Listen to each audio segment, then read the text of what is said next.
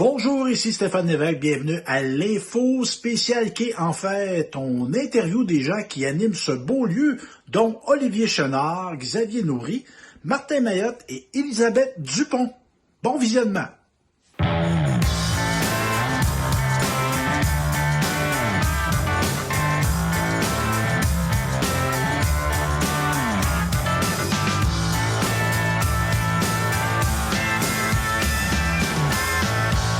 Bonjour, ici Stéphane Lévesque, bienvenue à l'info qui se fait en direct du quai en fête à Saint-Angèle et j'ai devant moi un musicien accompli, Olivier Chenard, tu vas bien? Ça va bien toi Stéphane? Oui, très bien, merci. Olivier, bon, évidemment, là, on est dans le contexte qu'on a un hommage à Bob Bissonnette. Tu joues là-dedans, mais t'es pas juste dans ce groupe-là, toi. Énumère dans quoi tu chantes, toi. Ben, dans beaucoup de projets, je suis pas mal occupé cet été. J'ai mon groupe de composition de plumes et d'encre que je fais avec plusieurs membres déjà qui sont dans l'hommage à Bob Bissonnette aussi.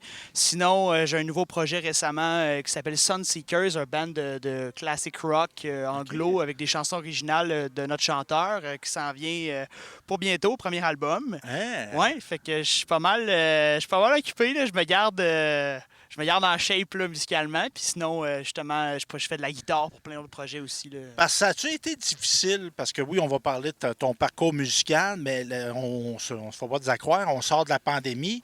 On pouvait presque pas faire de spectacle. En tout cas, c'était bien compliqué d'en faire. Ça a-tu été difficile, toi, comme musicien, cette période-là? Honnêtement, oui, ça a été tough. Là. J'ai trouvé que surtout pour l'émergence, la relève musicale, là, ça a été vraiment des passes difficiles parce que tous les spectacles aussi qui étaient bookés à la base pour des gros artistes, ben ils sont tous reportés ces dernières années. Fait que ceux qui veulent faire de la musique et qui commencent aussi, c'est plus difficile de se booker parce que tout est déjà ultra booké. Puis sinon aussi, juste le fait de se voir pour pratiquer, ça a été bien difficile. Mais sinon, il y a quand même eu quelques shows live qui ont été possibles, mais en général, je dirais que ça a été assez mort là, quand même. Pas été facile, mais tu as persisté. On lâche pas, non. J'ai travaillé fort. Tu parles d'espace à la relève. Bon, j'ai vu que tu avais participé avec ton groupe de plumes et d'encre à ma première place des arts. Avez-vous gagné? On s'est rendu jusqu'en finale. On n'a pas gagné malheureusement, OK, mais c'est ça a déjà... été tellement une belle expérience. Là, on a eu des mentors qui nous ont vraiment beaucoup aidés sur les tunes, sur les textes. Puis ça a été une belle vitrine aussi par le fait même là, pour le band. Là, fait que c'était vraiment une belle expérience. Puis ça, est-ce que c'est quelque chose qui manque dans notre industrie du spectacle de, tu sais, oui, on comprend, il y a des gros noms, mais tu sais, de donner une place à de la relève, c'est-tu quelque chose qui pourrait être amélioré? Je pense que c'est quelque chose qui pourrait être, effectivement amélioré. Je pense pas avoir la solution, moi, à ça, mais je pense que définitivement, il pourrait avoir peut-être une vitrine, peut-être même je pense qu'au niveau des radios, je trouve qu'on passe pas assez d'artistes émergents québécois. Je pense qu'il pourrait avoir une place un peu plus grande puis importante à ce niveau-là là, pour la musique bleue, dans le fond, la musique francophone ici. Ouais. Parce que si on veut des classiques de demain, ça prend des jeunes d'aujourd'hui. Absolument. Robert Charlebois déjà était jeune. Puis Éric Lapointe aussi, puis tous oui. les gens connus. Bon, si on replonge dans le temps, toi, à la base, c'est un gars de Saint-Wenceslas. Exact. Ton parcours musical, c'était quoi? Tu as été à l'école primaire à Jean 23? Oui, exactement. Je suis allé faire mon primaire à Jean 23 en musique études. J'ai fait un peu de saxophone. J'ai commencé la guitare là-bas. Après ça, secondaire à Saint-Léonard d'Aston à l'école La Découverte. Même chose, programme de musique. Puis c'est un peu là que j'ai comme découvert ma passion pour la musique. Puis je me suis dit, c'est ça que je veux faire dans la vie. Après ça, le cégep à Drummond en musique aussi. 1 an à l'École nationale de la chanson de Granby, une école pour les auteurs, compositeurs, oui, interprètes. je me rappelle de ça. Ouais. Je te suis, moi. Je me rappelle de ça. Parce que c'est une belle école. Ça, c'est intense. Ah, ça a été Puis on quelque chose. favorise, moi, ce que je trouve intéressant avec Granby, c'est qu'on favorise la création. Absolument, oui, vraiment. Là, on a tellement de niveaux aussi de compréhension de la musique différents dans cette école-là que c'est vraiment plus sur le rapport à comment tu te sens quand tu composes une chanson, plus que la chanson, c'est une science, puis ça doit se passer comme ça. Là. Fait que ça a été une expérience tellement enrichissante aussi, puis je le conseille à n'importe qui écrit des chansons puis qui a envie de pousser ça, là, définitivement. Là. Puis t'as-tu poursuivi ton cheminement à l'université? Oui, en ce moment, je suis en train de commencer mon bac. Là. J'ai fait ma première année à l'Université de Sherbrooke en guitare électrique, puis ça va bien, fait que je lâche pas, puis je suis parti pour faire ça. Est-ce qu'il y a un moment donné, peut-être au primaire, peut-être au secondaire, tu t'es dit, moi, je veux vivre de musique? Ben, définitivement, fin secondaire, c'était mon plan. Là. Je savais dans la vie que c'est ça que je voulais faire. Je savais pas exactement dans quel domaine de la musique que je voulais travailler, dans quelle sphère, mais c'est sûr que je voulais être au moins un musicien, puis vraiment musicien plus live. Aujourd'hui, c'est un peu toujours le cas. C'est sûr que musicien live, c'est un métier qui m'intéresse beaucoup. C'est sûr que c'est pas facile, on s'entend, mais Oui, oui. ça m'allume énormément. Mais moi, à la base, c'est sûr que j'ai envie de pousser mes compositions, puis de vivre de mes chansons, puis de faire des spectacles avec mes chansons aussi, là. Puis as-tu l'impression, puis je te pose cette question-là, parce que moi aussi, je l'ai eu à un moment donné, ce raisonnement-là, puis il y a plein de musiciens qui l'ont. Est-ce que tu penses que tu peux faire les deux? Est-ce que tu peux être un musicien qui rend des compositions d'autres et d'être un artiste où il va falloir que tu fasses un choix à un moment donné? Je pense que tout est possible dans la vie. Il suffit de trouver le temps, là. Ça, c'est l'autre Ouais. l'autre grand dilemme. Mais Parce que les tribunes pour la musique originale sont plus difficiles à trouver. oui, Ça oui. aussi, ça manque. Ouais. Moi, je pense que c'est un gros manque en ce moment, là, surtout la musique originale, là, ouais, effectivement. Là, mais on a la chance, justement, ici, au cas Saint-Angèle, Pascal, puis le comité donne beaucoup de place à ça. Fait que ça, c'est le fun aussi là, pour le quai en fête. Mais sinon, en général, il y a quelques concours, mais n'empêche que c'est plus difficile. Mais pour revenir à ta question, je pense que vraiment, les deux sont possibles, mais c'est sûr que peut-être qu'un jour, j'aurai un choix à faire. On verra rendu là qu'est-ce que je décide de faire. Mais pour l'instant, je suis quand même capable de gérer plusieurs projets en même temps. Puis je suis capable de trouver ce temps-là aussi, là. Puis là, de passer du Bob Bissonnette au classic rock à du indie rock, c'est ça que vous Ouais, faites exact, depuis ouais. Médang? Ouais. T'es bon, là, mais à un moment donné, c'est pas le même genre de musique. Comment tu réussis à être versatile comme ça? J'apprends sur le tas, je pense. C'est vraiment ça. J'écoute un peu de n'importe quoi aussi dans la vie, puis j'essaye de ne pas rester fermé à un seul style dans ce que j'écoute, puis dans ce que j'entends aussi des autres guitaristes qui m'entourent. C'est sûr que j'apprends beaucoup aussi justement des autres musiciens que je côtoie sur scène. Puis comme Bob Bissonnette, ça a vraiment aussi forgé ce côté-là plus de band, de rock, là, puis on donne un show, tu sais, l'entertainment. Oui. Fait vraiment, ça a été ça qui a forgé ce côté-là, mais mettons plus pour De Plume et d'Encre, je dirais que c'est justement le côté plus showman, mais frontman, vu que c'est moi qui chante les chansons. Oui. D'animer, puis c'est tellement des styles différents, effectivement, mais c'est ça, je pense, qui me fait triper au final, de pouvoir plonger dans différents univers, là. Puis dans Bob Bissonnette, dis-moi si je me trompe, mais t'es comme le chef d'orchestre, c'est comme ça qu'au directeur musical? Ouais, ce qui paraît, j'ai ce rôle-là.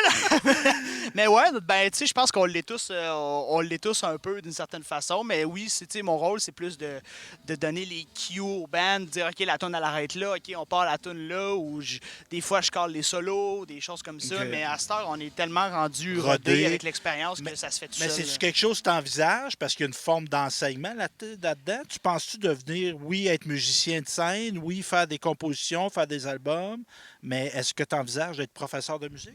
Professeur de musique, j'y ai déjà pensé. J'ai eu de l'expérience un peu à ce niveau-là, plus au niveau primaire. Je ferme pas la porte, mais je dirais que c'est comme plus dans mes derniers choix, là, dans moi, ce que j'ai envie de faire. Là, ouais. Je trouve ça le fun, mais je pense pas qu'honnêtement, j'aurais la patience pour faire ça Ouais. à l'année longue. Là. Puis ça peut être difficile à concilier en début de carrière parce que là, tu joues quoi, 3-4 soirs par semaine parfois? Ouais, ben ça dépend des semaines, Ouais. mais ouais, à peu près, ben, ça peut aller de 3 à 4 soirs à peu près Ouais. par semaine. On finit à 2 h du matin, 8 h le matin, voir les petits amis à l'école. Oh, C'est des petits yeux le matin, là, ouais, c'est... Bon, ben merci Olivier. Puis si on veut apprendre à te découvrir, est-ce que de tes projets, est-ce que tu as des pages Facebook? On peut me suivre sur mon Instagram personnel, olivier.chenard, Olivier Chenard, je crois. Ouais. Puis il y a De Plume et d'Encre, mon band de compos. Très sinon, bon, ben, merci beaucoup. Ouais. Mais ouais, c'est pas mal ça pour l'instant, je dirais, mes pages là, pour les projets qui s'en viennent. Ben merci Olivier. Ben, je te remercie beaucoup.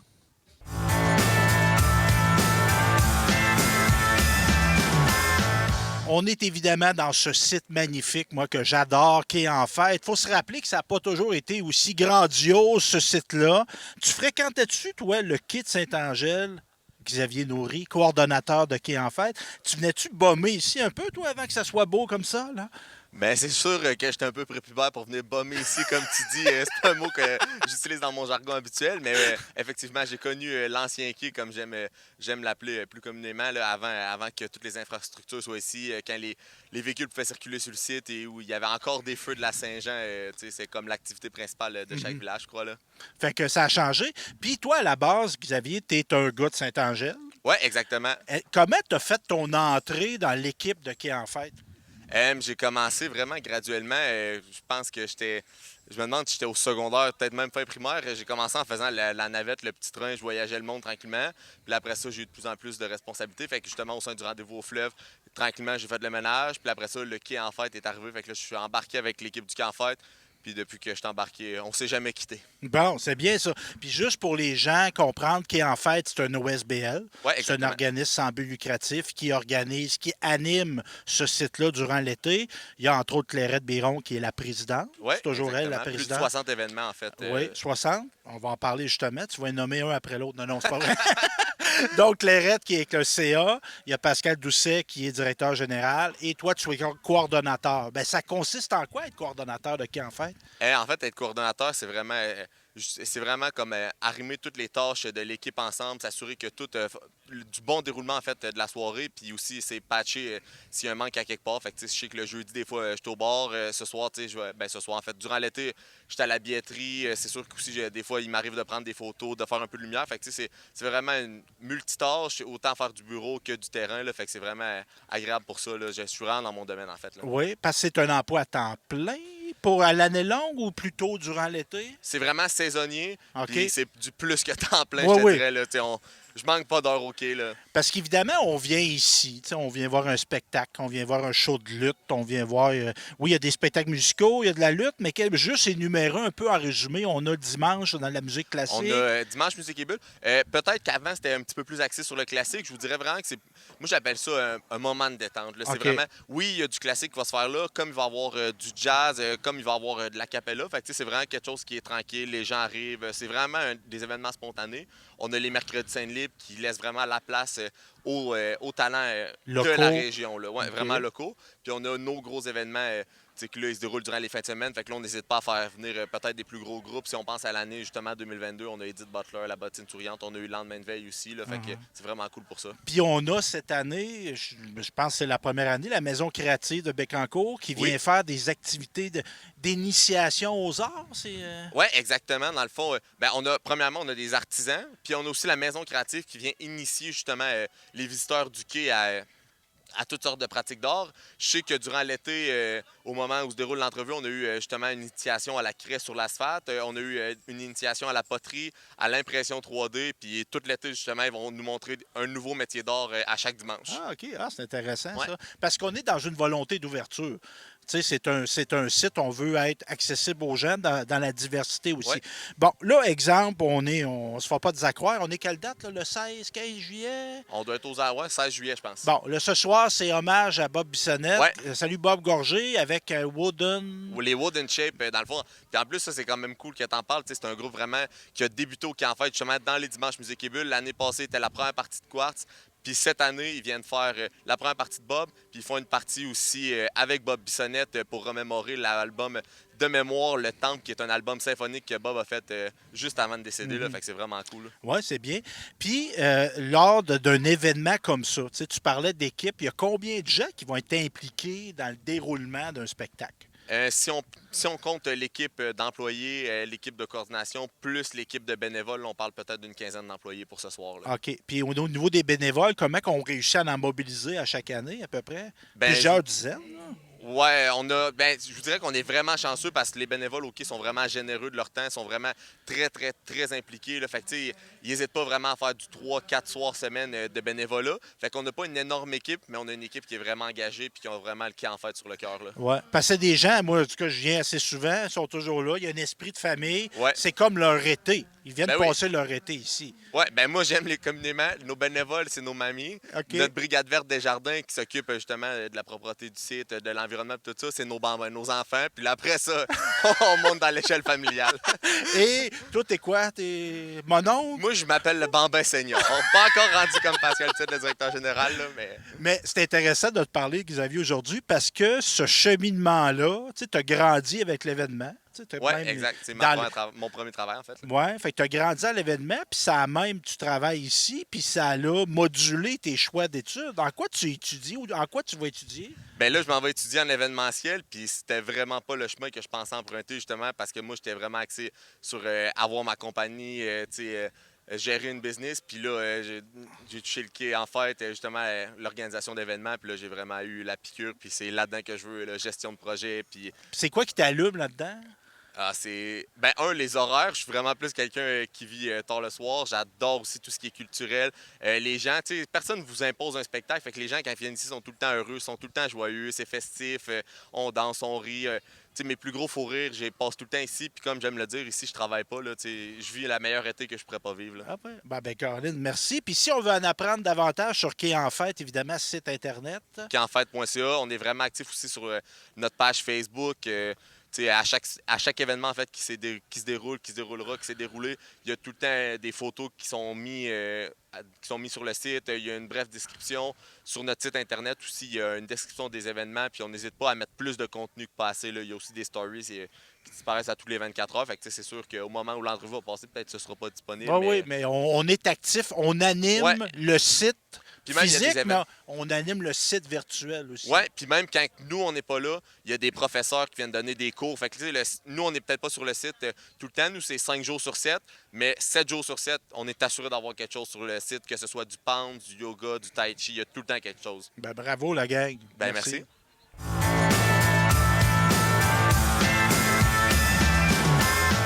Toujours au Quai en Fête dans le cadre de l'info. Je suis avec Martin Mayotte, musicien, homme de Saint-Pierre-les-Béquets. À part ça, père de famille, peut-être? Père de 3 jeunes enfants. Oui, bon. Fier père de 3 jeunes Ouais. enfants. C'est-tu bien des sûr. musiciens en devenir? Non, pas du tout. En fait, j'ai acheté une guitare utilisable pour les enfants, mais dire que l'effort à mettre pour être à l'aise avec un instrument de musique versus la facilité qu'offre une tablette ou autre, malheureusement, je peux les considérer comme victimes de cette portion-là. Oui, parce que là, ils se font des accroires, hein? Ils prennent une tablette, là, il y a comme une guitare, puis ils pensent que c'est Ouais, ça, jouer de la guitare. Exactement. C'est vous, comment, la Guitar Hero, là? Oui, Guitar Hero aussi, c'est une bonne base, mais quelqu'un qui a un talent à Guitar Hero peut passer à l'étape suivante de jouer lui-même. C'est beaucoup plus satisfaisant, moi, je vous le dis. Oui, il y a de fierté, Ouais. parce que, ben là, je pensais pas parler de ça, il y a quelque chose de fusionnel avec un instrument, surtout la guitare. C'est du bois, c'est du métal. Il y a quelque chose qui se passe quand on joue de la guitare. Oui, effectivement. Je veux dire, il faut se mettre dans un état particulier pour jouer de la musique. C'est toujours comme ça. C'est-à-dire, tu vas prendre une marche, tu réfléchis à plein de choses. Tu vas jouer de la musique, tu réfléchis à la note que tu dois faire après, tu suis le rythme, etc. Donc, moi, je qualifie ça, j'aime beaucoup faire l'exercice physique, mais la musique, je qualifie ça comme un exercice du cerveau. Entraîne toujours ton cerveau, puis, tu le gardes actif, tu apprends des nouvelles chansons. En musique, ce qui est le fun, c'est que tu vois jamais le bout. Il y a tout le temps quelque chose de nouveau à apprendre, des nouvelles chansons à apprendre, des nouvelles techniques, des nouveaux effets. Ça n'a pas de fin. Fait que c'est vraiment un bon exercice pour la tête. Mais là, Martin, je t'entends parler. T'es-tu prof de musique aussi? As-tu des leçons? Parce que moi, ça me donnerait le goût là, de t'engager pour montrer à mes enfants que je connais pas. J'en ai une. Mais je fais des blagues. Mais est-ce que tu as déjà enseigné ça, des cours privés? Ben, j'ai essayé avec mes parents qui voulaient apprendre la guitare, puis ça n'a pas été Un succès. concluant. Donc, j'ai préféré me concentrer sur mes propres aptitudes. Puis là, justement, on va en parler. T'as un duo Unplug avec Gabi Baudet. Outre ça, qu'est-ce que tu as comme projets musicaux en ce moment? Je dirais que 90% des projets musicaux que j'ai, c'est avec Gabi Baudet pour le projet Unplug, qui va super bien. C'est super Elle est le fun tellement comme aimable. projet, effectivement. Une personne agréable qui fait un excellent travail. On se complète très, très bien. Elle a une excellente voix, toujours juste, super agréable. Moi, c'est le contraire. La voix, ça marche pas du tout. Alors que si Gabi, des fois, travaille la guitare, c'est un petit peu plus difficile pour elle. Là. Ce volet-là, je le complète. Fait qu'on on travaille très bien ensemble de ce côté-là. Puis là, on est dans le classic rock. Surtout, on va jouer des chansons des Beatles, on va jouer des chansons de CCR, des fois des trucs plus récents, les Black Keys. Sinon, on revient aux Rolling AC/DC. Stones, les CDC acoustiques, oui, effectivement. Ouais. Puis on a un volet un peu plus actuel qu'on va jouer des chansons, exemple de Lady Gaga acoustique. OK. Mais là, tu m'avais, parce qu'on jase de temps en temps, moi et Martin, là, c'est arrangé, le gars des vues, cette entrevue-là, on s'est préparé un peu.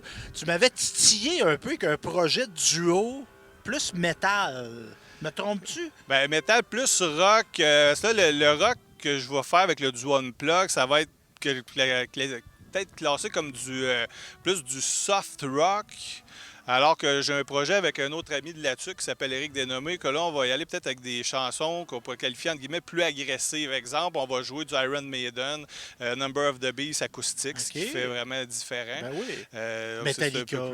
Metallica acoustique, Ouais. c'est particulier. Ouais. Parce qu'à la base, on peut penser, puis là, pas partir sur une théorie de la musique, mais on dit, ben ça se peut pas, du Metallica, du Maiden acoustique, mais ça reste que c'est des gars qui ont composé ça avec des guitares. Qu'il y ait de la distorsion Effectivement. ou non, c'était fait avec des guitares. Effectivement. Fait que, Mais c'est certain que l'avantage que j'ai eu avec Gaby en restant proche, c'est qu'on a fait des essais en pratique avec certaines chansons, que c'était évident que ça ne rendait pas un résultat qu'on trouvait acceptable à présenter. Quand on a fait des tests, comme OK, cette chanson-là, on n'est pas à l'aise de la faire, on va aller vers d'autres avenues, qu'on a essayé certaines autres avenues, comme OK, ça, j'aime ça, ce que ça donne comme résultat, on est à l'aise à le présenter, on a fait un travail de même. Là. Et évidemment, bon, là, on ne se fait pas des accraires. Il y a quelque chose qui s'appelle la COVID-19 là, qui est arrivé dans nos vies. T'as-tu, bon, évidemment, comme on dit en bon latin, ça a slacké votre parcours musical, entre autres avec Gaby. T'as-tu pensé abandonner? Dire, ben là, on peut plus en faire. Pourquoi je continuerais? T'as-tu eu cette réflexion-là? Ouais, ben ça, en fait, ça fait pas partie de mon vocabulaire, là, abandonner, peu importe c'est quoi. Là. Mais c'est certain que c'est une période qui n'était pas évidente. À titre personnel, moi, j'ai un travail à temps plein qui est suffisant pour les dépenses familiales et autres. Je ne suis pas à plaindre de ce côté-là. La musique, c'est vraiment un à côté pour le plaisir. Ce qui fait que, oui, qu'est-ce qui est arrivé pour moi, l'année 2020, c'était parti peut-être l'année la plus exigeante au niveau musical. J'avais énormément de contrats parce que oui, je joue de la guitare sèche, je joue de la guitare électrique, je joue aussi de la bass, je joue un peu d'harmonica. Donc, j'avais des demandes pour d'autres projets. Puis 2020, c'était une très, très bonne année. C'est arrivé ce virus-là qui a tout arrêté. Il y a certains projets qui n'ont pas redémarré, d'autres qui ont redémarré. Là, mais là, en théorie, là, on s'en va dans le bon sens. Oui, oui. Ça devient encourageant. Puis au niveau de la place de la musique en région, parce qu'évidemment, on est taqué en fête. Vous jouez ici, faites les premières parties et les après-parties, je sais pas comment, les after hours, je sais pas comment on appelle ça. L'apéritif et le digestif. Exactement. Fait qu'on est bien repu lorsqu'on a fini du duo Unplug. Quel regard tu poses? Parce que tu es un gars articulé, tu as un certain âge, tu n'es pas vieux, mais tu as du vécu et tout ça. Quel regard tu poses sur la place qu'on donne à des groupes musicaux dans la région? Bien, la place est super bonne parce que pour un milieu comme la MRC de Bécancour, entre autres, qu'on est à peu près 30-35 000 habitants, il y a plusieurs événements quand même dans le secteur qui existent, puis qui conservent un volet à offrir des occasions à des musiciens locaux de Entre autres, j'ai déjà vu que vous avez joué au Pur Sang, au restaurant Le Pur Sang, au Quai des Brasseurs, au Moulin Michel. On a joué à l'expo agricole à Saint-Pierre-les-Béquets. Le Moulin Michel, c'est sûr, il avait déjà fait des activités de 5 à 7. C'était vraiment super le fun avec un food truck sur place. Puis c'était des belles activités. Il y a d'autres événements dans le coin, Festival du Blé d'Inde ou à Sainte-Perpétue, Festival du Cochon. Il y a souvent un volet aussi régional qui donne la chance. C'est bien parce que ça te donne une tribune. Puis même, moi, je suis un petit peu radical des fois. Je me dis des fois, quand on a un financement public, on devrait le lier à l'embauche de musiciens du coin. Moi, je suis juste à dire ça, mais il y en a qui le font volontairement, puis je trouve ça. Parce que oui, exemple, on peut dire, comme musicien, on n'a peut-être pas le potentiel d'amener 10-15 000 personnes, mais si on est en première partie de l'artiste reconnu qui attire 10 000 personnes, imagine la visibilité que ça nous donne. Effectivement, ça donne une opportunité justement aux musiciens locaux d'avoir accès des fois à des qualités de son, des qualités de scène, d'éclairage qu'ils ne peuvent pas avoir dans d'autres événements. Ça n'a pas de prix là, pour des musiciens comme nous autres. Ben, en tout cas, c'est bien intéressant. Puis si, Martin Mayotte, on va en apprendre plus sur ton projet Unplug. Puis l'autre aussi, est-ce que tu as des pages Facebook? Est-ce qu'on peut te suivre? En fait, le plus simple, c'est aller sur ma page Facebook à moi, Martin Mayotte, ou à celle de Gaby Baudette pour les événements à venir. Parce que Gaby a joué entre autres avec un projet de blues, un groupe, on dit en full band, là, en blues. Il joue entre autres au Gin et Blues au Moulin Michel à la mi-juillet. Donc, sur les suivre les activités qu'on offre, c'est nos pages personnelles, Martin Mayotte puis Gaby Baudette. Bien, merci Martin, puis bravo, vous êtes bon en plus. Merci bien. Merci. C'est beau.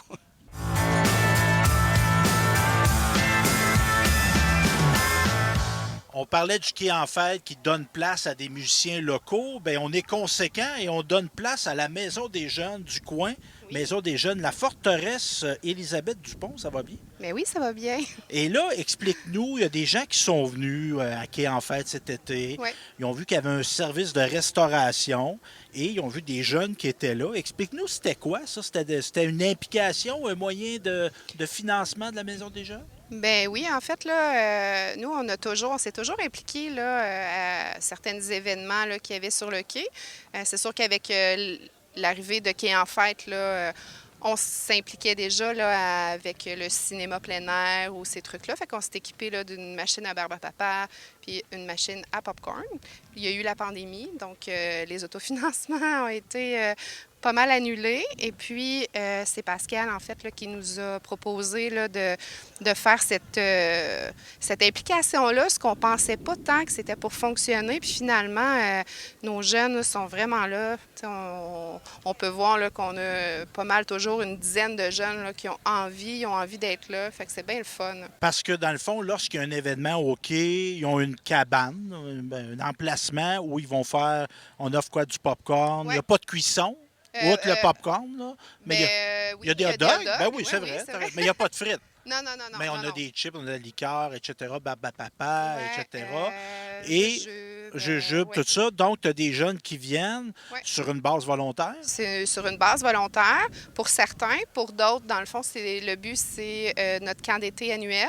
OK?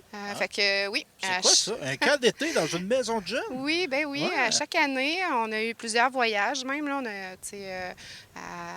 on parlait de Wasaga Beach, on est allé à Toronto. Là, cette année, c'est chalet. Là, ça fait peut-être, en fait, même chose. Il y a eu une pause avec la pandémie. Mais ça fait trois fois là, qu'on va dans des chalets de luxe. Oh. Ce qui Parce fait que dans en le sorte. fond, ils vont chercher du financement Oui, pour c'est 100% des financé. activités, Ouais. soit peu coûteuses ou pas du tout. Oui. En OK. fait, il y a deux les autofinancements de l'année, c'est dans le but de faire baisser les prix des activités annuellement, des activités là, maison de jeunes. Mhm. Par contre, quand on parle des implications de l'été, qui demandent un peu plus là, d'engagement du début à la fin, c'est vraiment un processus. Là, c'est vraiment dans ces moments-là où c'est qu'on demande là, aux jeunes de participer pour participer au camp. Ben oui. Puis au-delà de ramasser des sous, il y a dans la philosophie d'une maison de jeunes de former des citoyens actifs, responsables. Sont en Actifs, train de développer leur Oui, oui. citoyenneté, s'impliquent dans un organisme à Ouais. but non lucratif, voient du monde, sont en interaction. Fait que ça accorde bien avec votre mission, ça. Effectivement, là, tu sais, c'est 100%, apprentissage parce que, tu sais, jeune s'occupe de la petite caisse, le calcul, le service à clientèle. Vous voyez, il y a tout. L'apprentissage de Ben faire oui. une barbe à papa, les hot dogs, on met des gants, on se lave les Ben mains. oui. Fait que, il y a un gros processus d'apprentissage. Puis c'est, comme vous dites, c'est actif, Oui, ils critique sont en- et responsable. Donc, c'est vraiment en apprentissage constant. Puis c'est ça l'objectif. Après ça, quand ils vont faire une entrevue pour un futur emploi, Ben ben, oui. ils sont fiers de dire on a participé à du bénévolat à la Maison de Ben jeunes. oui, ben oui. Fait que, Puis ouais. si on veut en apprendre plus sur la Maison des jeunes, la forteresse de Saint-Angèle, on a-tu un Facebook, un site Oui, web? on n'a pas de site web. C'est vraiment Facebook. On a une page et un compte. Fait que c'est vraiment d'aller sur la page ou le compte qu'on va savoir là, tout ce qu'on fait, les photos, les horaires, les activités à venir, passées à venir. Sinon, on a des petites chroniques dans la Grande Rivière qui informent aussi là, les citoyens. Là, Ben, ressemble à bravo, ma chère, bravo à tes Ben, jeunes merci. aussi. Oui, merci.